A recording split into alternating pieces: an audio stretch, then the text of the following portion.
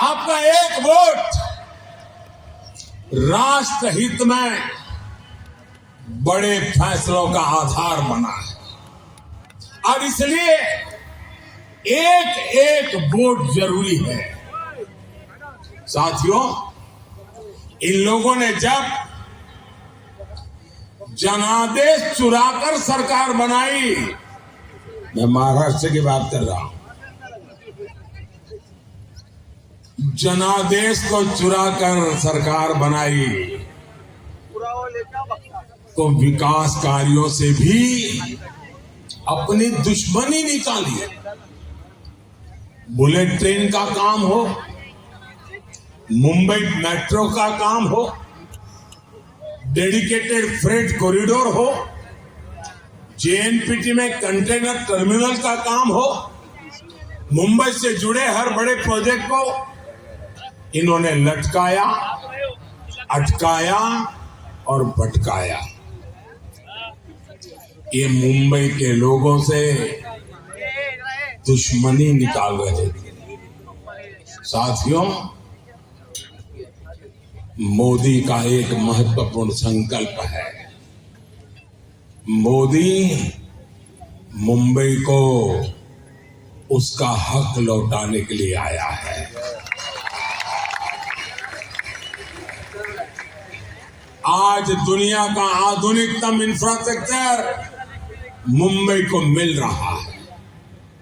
आज यहां अटल सेतु है, मुंबई मेट्रो का विस्तार हो रहा है, मुंबई लोकल का आधुनिकीकरण हो रहा है, नवी मुंबई में एयरपोर्ट बन रहा है, वंदे भारत ट्रेनें चल रही हैं और वो दिन दूर नहीं जब देश की पहली बुलेट ट्रेन मुंबई को मिलेगी।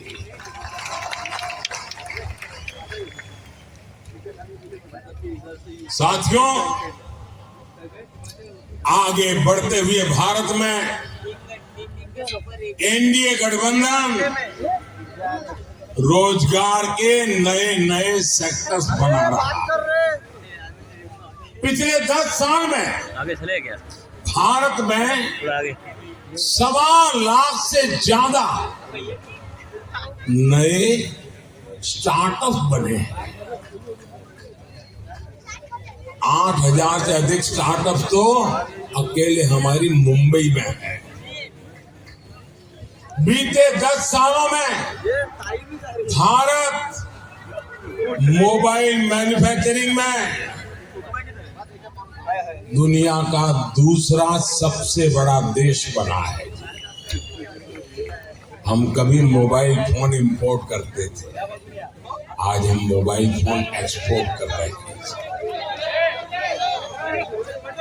टेक्नोलॉजी से लेकर टेक्सटाइल तक, टैलेंट से लेकर टूरिज्म तक, स्पेस से लेकर स्पोर्ट्स तक, आने वाले 5 सालों में नौजवानों के लिए असीम अवसरों से भरा भारत दुनिया की नजरों में एक बहुत बड़ी आशा का कारण, विश्वास का कारण बना हुआ है और इसका बहुत बड़ा फायदा मुंबई के युवाओं को होगा, मुंबई के प्रोफेशनल्स को होगा। हमारी सरकार मातृभाषा में पढ़ाई को भी बहुत महत्व दे रही है। नई नेशनल एजुकेशन पॉलिसी के तहत अब मराठी में भी मेडिकल और इंजीनियरिंग की पढ़ाई संभव होगी। मैंने सुप्रीम कोर्ट से कहा था, मैंने कम से कम आप जजमेंट का ऑपरेटिव पार्ट होता है वो तो उस क्लाइंट की भाषा में दो। ये क्या अंग्रेजी का झंडा लेके घूम रहे हो तुम लोग। और आज सुप्रीम कोर्ट से अगर कोई मराठी भाषी व्यक्ति का केस चल रहा है और उसको जजमेंट का ऑपरेटिव पार्ट मराठी में चाहिए तो मिलना तय हो चुका है।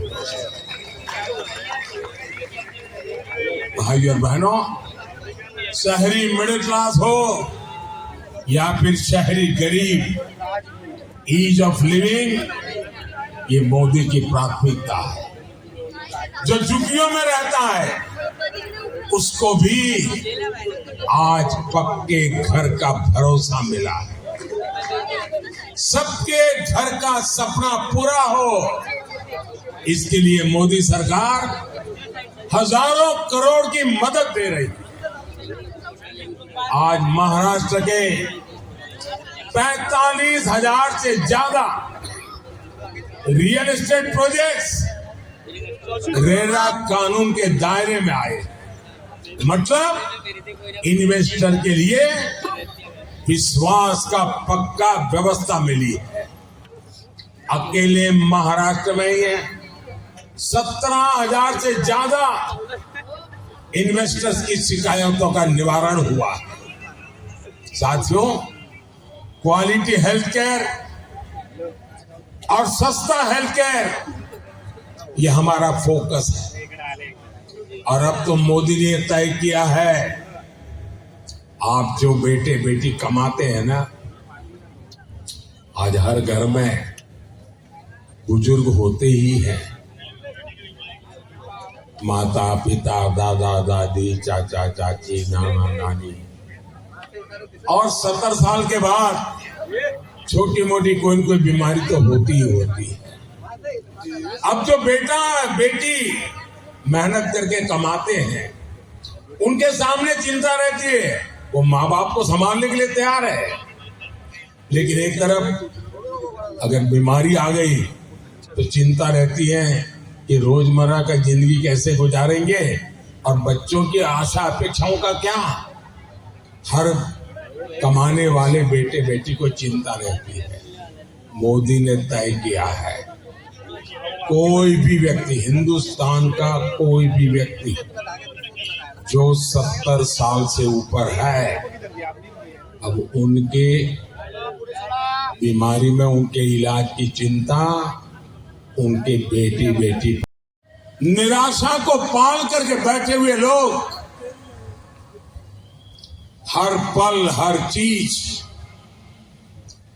असंभव ही अनुभव करते हैं। ये वो लोग हैं जिनको लगता था राम मंदिर भी उनको असंभव लगता था।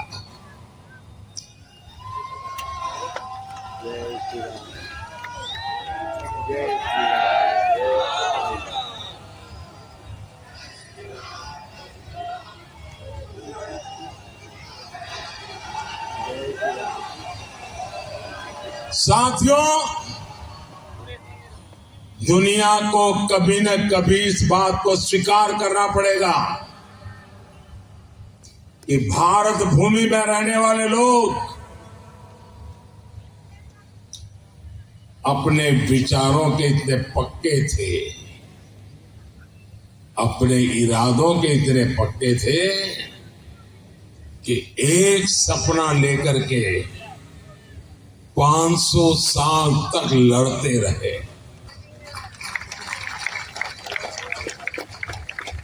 ये छोटा इतिहास नहीं है, 500 साल का अविरत संघर्ष,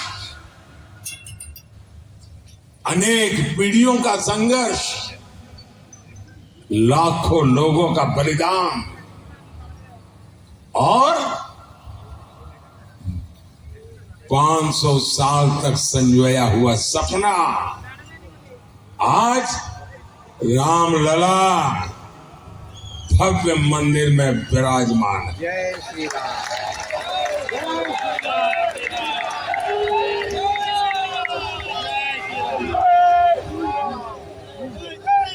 ये निराशा की गर्त में डूबे हुए वो लोग हैं जिनको आर्टिकल 370 का हटना भी असंभव लगता था। आज हमारी आंखों के सामने आर्टिकल 370 की जो दीवार थी ना, उस दीवार को मैंने कब्रिस्तान में गाड़ दिया।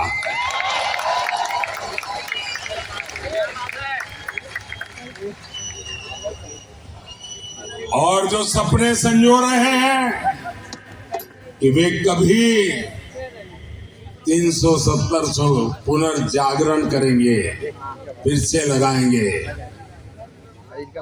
वो कान खोल करके सुन ले।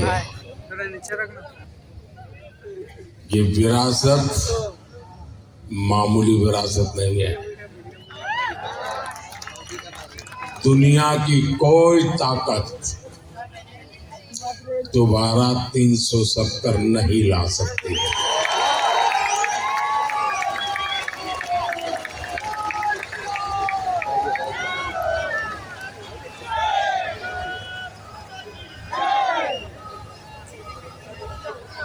साथियों, हमारा देश दशकों तक सीरियल बम धमाकों से लहूलुहान होता रहा। आतंकी हमलों से मां भारती का सीना चीर दिया जाता था।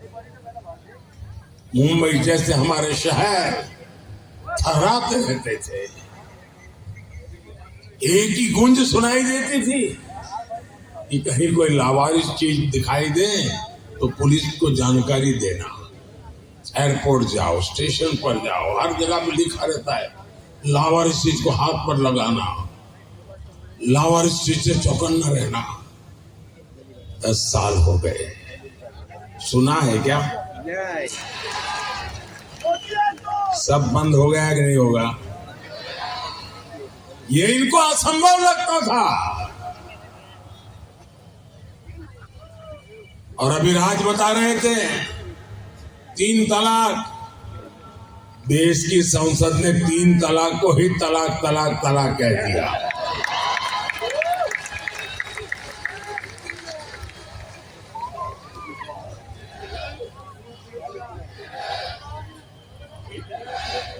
महिलाओं को 33% आरक्षण।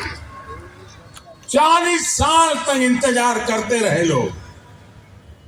संसद में बहस होती थी और जो आज संविधान को सर पे रख करके नाच रहे हैं, उन लोगों ने पार्लियामेंट में 33% आरक्षण के बिल को छीन करके फाड़ दिया था।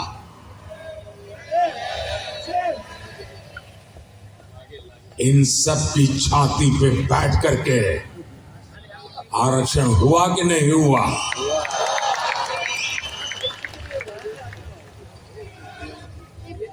कांग्रेस 60 साल तक कहती रही कि गरीबी हटाएंगे, और इनकी तो फैशन थी। और आप सचमुच में थोड़ा जो हिस्ट्री में रुचि रखते हैं, जरा देख लीजिए। आप लाल किले से इन प्रधानमंत्रियों के भाषण सुनेंगे और इन परिवार के सभी प्रधानमंत्रियों के भाषण सुनेंगे, तो उनके 20-25 मिनट के भाषण में 10 मिनट वो गरीबी पर बोलते थे। और कोई भी चुनाव का उनका भाषण सुन लीजिए, वो गरीब गरीब गरीब गरीब गरीब गरीब गरीब गरीब गरीब गरीब गरीब गरीब गरीब गरीब गरीब गरीब गरीब गरीब माला ही जपते रहते थे। लोगों की आंख में धूल झोंकते थे और गरीबों को एहसास कराते रहते थे कि तुम तो गरीबी में जीने के लिए ही पैदा हुए हो। इस देश में गरीबी को हटाना असंभव लगता था। भाइयों बहनों, मोदी ने 10 साल में 25 करोड़ लोगों को गरीबी से बाहर निकाल करके दिखा दिया है।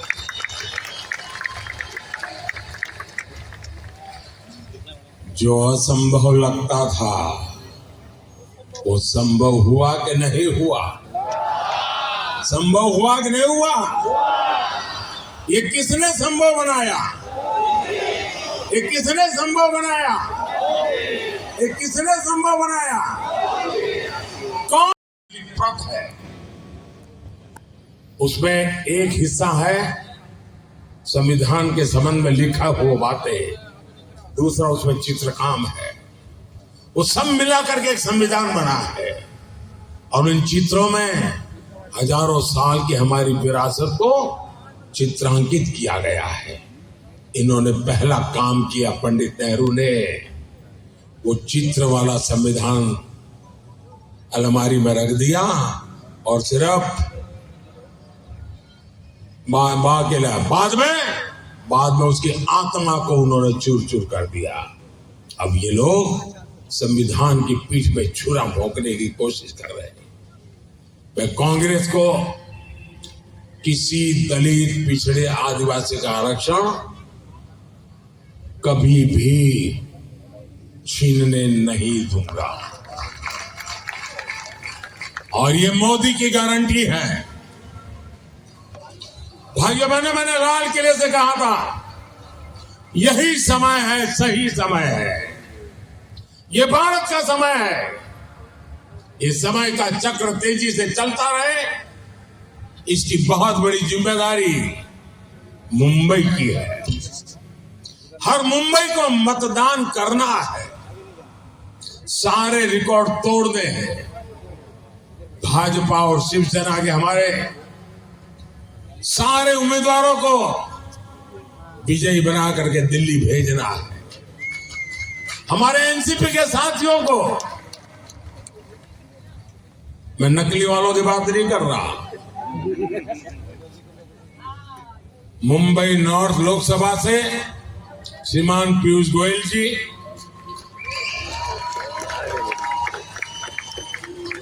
मुंबई नॉर्थ वेस्ट लोकसभा से रविंद्र वायकर जी, मुंबई नॉर्थ ईस्ट लोकसभा से मिहिर कोटेचा जी, मुंबई नॉर्थ सेंट्रल से उज्जवल निगम जी, मुंबई साउथ सेंट्रल से राहुल सोयवाले जी, मुंबई साउथ लोकसभा से श्रीमती यामिनी यादव जी, इन सभी के पक्ष में 20 मई को ज्यादा से ज्यादा मतदान करना है। और जब आपको वोट देंगे ना आप इनको, वो वोट सीधा का सीधा मोदी के खाते में जाएगा।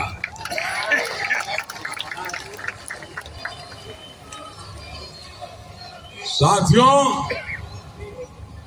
मैं पूरा हिंदुस्तान घूम के आया हूं और मैं विश्वास से कहता हूं, इस बार के चुनाव नतीजे पुराने सारे रिकॉर्ड तोड़ने वाले होते हैं।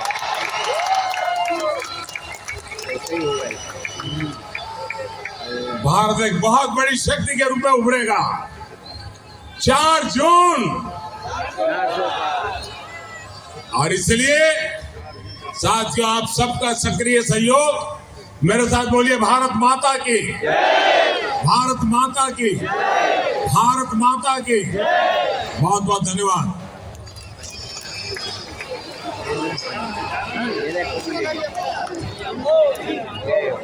आपका संबोधन पूंजी के रूप